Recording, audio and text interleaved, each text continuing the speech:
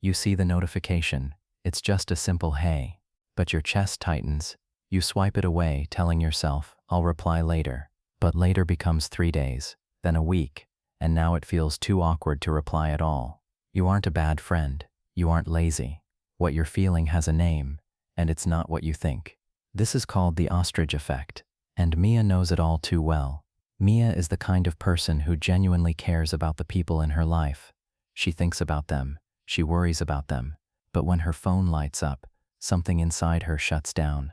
She stares at the screen, and instead of feeling connection, she feels weight, like someone just dropped a heavy envelope on her chest and expected her to open it right now.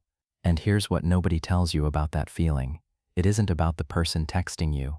It's about what your internal wiring has learned to associate with social connection, effort, performance, and the slow draining of something you don't have enough of to begin with. But here is the part that nobody tells you. Ghosting isn't cruelty. For most people, it's a coping mechanism dressed up as avoidance. Your brain has a built-in alarm system.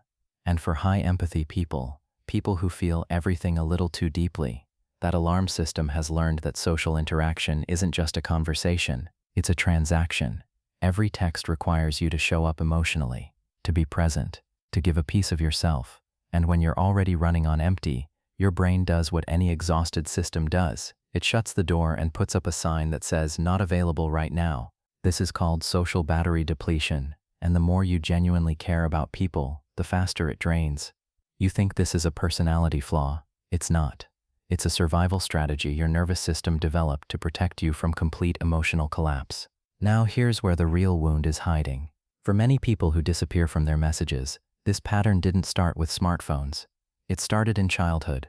Maybe your emotional needs were treated as inconveniences. Maybe being too much got you shut out, so you learned to shrink yourself. Maybe connection always came with strings attached, with expectations you couldn't meet. And so your nervous system made a quiet decision. The safest way to not disappoint someone is to not engage at all.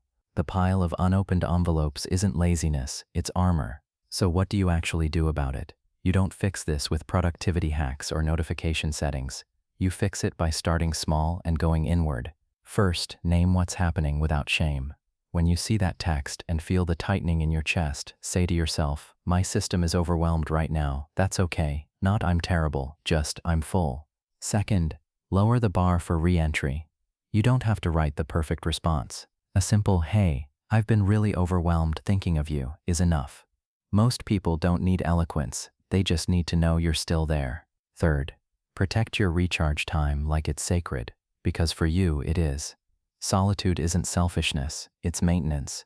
Mia still struggles with the pile of envelopes on some days, but she's learning that staying silent isn't the same as being safe, and that the people worth keeping in her life, they'll understand when she finally writes back. Now it's your turn.